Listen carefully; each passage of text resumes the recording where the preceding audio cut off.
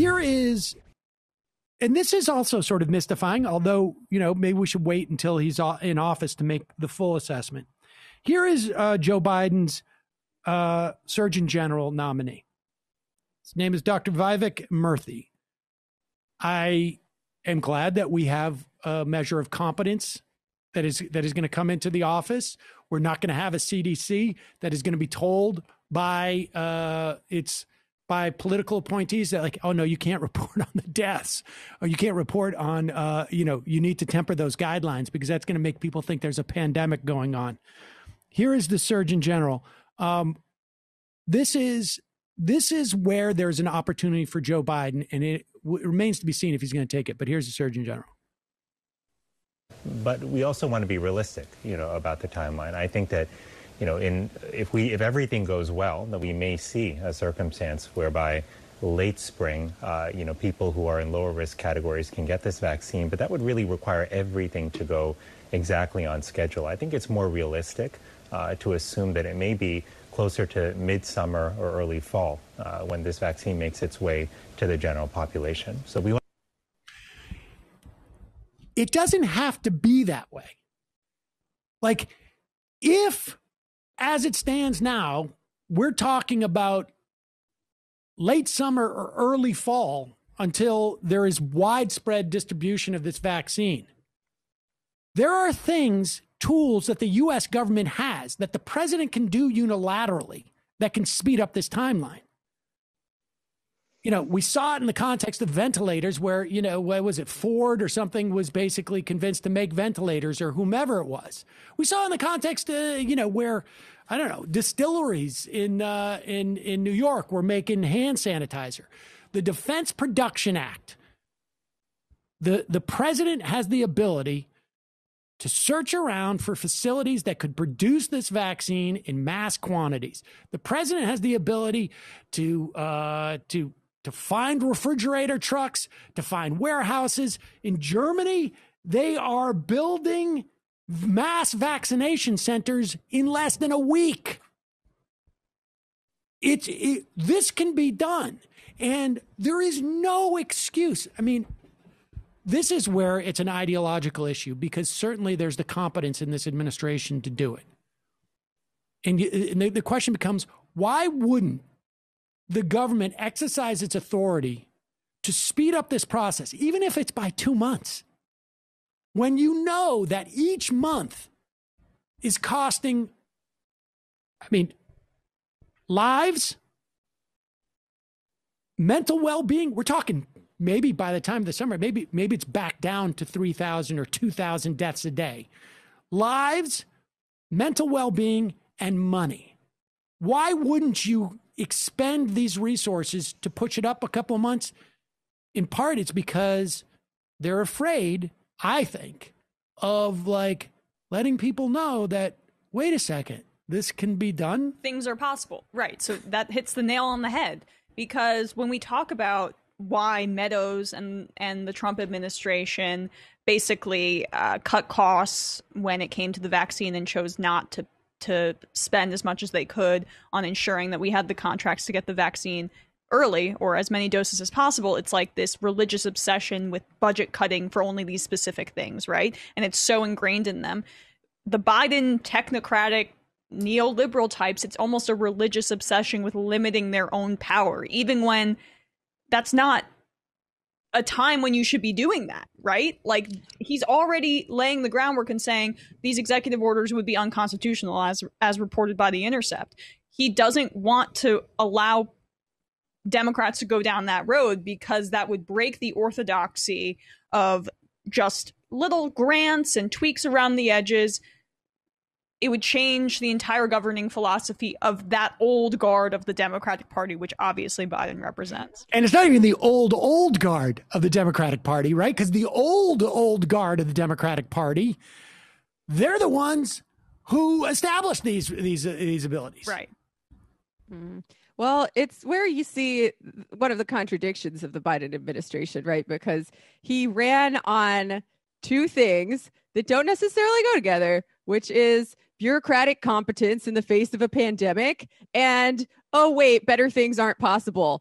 And it turns out, if you really want to have bureaucratic competence in the face of a pandemic, you're going to have to stretch the powers of government a little bit. And like he can do it. Like it's legal. And the fact that he doesn't want to, I do think it's ideological. I agree. Also ran though on this American exceptionalism. There's nothing we can't do. He would say that over and over again. There's nothing we can't do except Medicare for all. There's nothing we can't do except actually distribute the vaccine on the appropriate timeline to save people's lives. Like that, there are a million contradictions in this philosophy, and yet they have the intellectual and governmental arrogance as if they are the right way to go. Their philosophy is correct. Like there's never a question that their kind of fetishization of this centrist, tweaking, marginal approach, there's never any introspection about, is this the right way to go about things? Because last time we did that for 8 years, Trump got into office, and now we're in an economic depression and the pandemic that's killed over 300,000 Americans and more to come.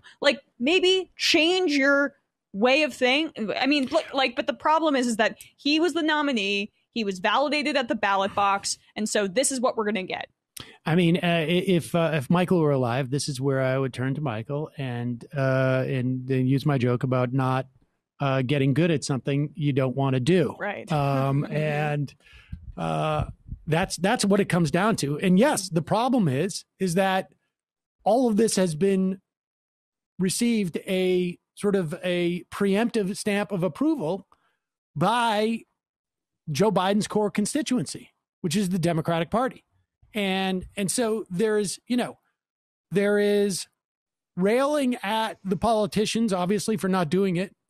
But people should understand that exercise is also really more about getting citizens to realize what their government is not doing for them so that they adopt that expectation. And because that's where it's going to have to come, whether it's from an electoral standpoint or whether it's from a direct action standpoint, those expectations have to be created, and there has to be an understanding of just like where that's not happening, and it's not happening at the very sort of tops of our of those people who have the power to do it. Yeah, that's the job during the Biden administration more so than pulling him left is. When that doesn't happen, elaborate for people that he's not moving left when he needs to be. I mean, that was the argument for the Clinton administration. It's just like they're a better foil than Donald Trump, because Donald Trump is just, there's so many other issues that come into it. Because he's so far right that you can't see the contradiction there in what's happening with that would have been more obvious with the Clinton, and it's there with a Biden. I mean, I think Biden can be pushed left to a certain extent. Like, we see Deb Haaland is an example of that, for instance. Her appointment. He's not going to be pulled. He's not going to be Bernie Sanders. He's not going to be Elizabeth Warren. He's not going to be Pramila Jayapal. But on the margins, he can be pulled left. But yes, it is an opportunity to show the what is possible and what is being denied. Yeah, and that's sorry. Go on, Jamie. That's never going to be enough, though. Like, this was the argument to some degree behind the floor vote on Medicare for All, right? Show the difference, the distance between the Democratic Party as it currently exists and as it is currently led and constituted, and the brand that it still has in the eyes of, I don't know how many people. I feel like most people at this point in time are pretty cynical about the government and what it can do for them, and what the Democrats are willing to or able to do for them, even if they vote for them, right? I feel like most of the votes for Joe Biden were not like, oh, yay, he's going to solve all the problems. There were cynical ones like, well, you know what, the best we can do is protect the status quo against the GOP, which is reactionary psychopaths, right? So like, knowing is not half the battle. Knowing is like maybe 10% of the battle, and the rest of the battle lies in building class power, which unfortunately there are not any shortcuts to, and it's a long-term project. And I would argue that the the problem with the efficacy of that vote is that, like, wait, what huge cohort of voters think that the Democratic Party is, fully embracing Medicare for all at this point? Like, beyond the 115 or whatever it is that have co-sponsored the bill, and I would say probably, I don't know, 10% of them are probably, push comes to shove, wouldn't vote for it. Maybe they would in this environment because they know it's not going to pass anyways, and it's a free vote. But like, the Democratic Party just nominated a guy who said, if it's sent to me, even if it's sent to me, I'm going to sign it. Like, who is it that is like, needs to be informed of this? And there are people who I think that the Democrats would do these things if it weren't for the Republicans, right? They're like, well, we would love to do it, but it's not politically possible or whatever. Fewer and fewer people, though. And like, the silver lining, I think, to Biden this time around versus Hillary last time around was Hillary was like offended if you suggested that she was less progressive than Bernie Sanders, right? Yeah. And Biden was like, no, I'm a centrist. That is true. Right. I'm not as progressive as him.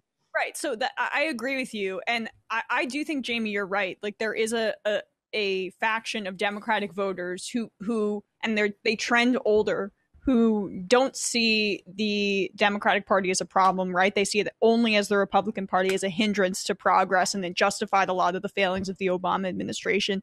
But part of what bothers me, and just to bring it back to Biden and his executive order nonsense and his justification for not doing anything, Trump and Bush already broke the norms that Biden is saying that he's going to renew and replace and uphold by not doing anything, because it's this circular justification for not working on behalf of the American people. And they've gotten themselves to believe it. Like, he has internalized, and it's this really condescending attitude that actually I'm the one who's upholding America's institutions, and I saw this in Hamilton on Broadway. But what it really is your own arrogance and your own, self-obsession, where you're getting yourself to justify not working on behalf of the American public. And I fear that we're going to see this in vaccine distribution. It could, man. But it could be done, and you could save lives, but somehow you're the morally superior one for not using everything in your power, because you're returning to constitutional norms that you've decided are concrete but aren't actually, that have already been broken down by past Republican administrations. But there's never any chance for Democrats to do it reverse or the inverse, because they decide that it's not possible, and it makes them feel better. Man. Well, you saw the reports that Biden deprioritized immigration because activists are getting too above their station, right? Like, this is just one might say uppity, perhaps. Yeah, it's a ruling party that has ringing in their ear on the left, and they think everything's just annoying from it, and they can't hear the actual message coming from it. And they're flexing their power. They're flexing their muscles. They're saying, hey, guess what? You guys don't have any power in this situation to hold us accountable or make us do what you want. So that's that.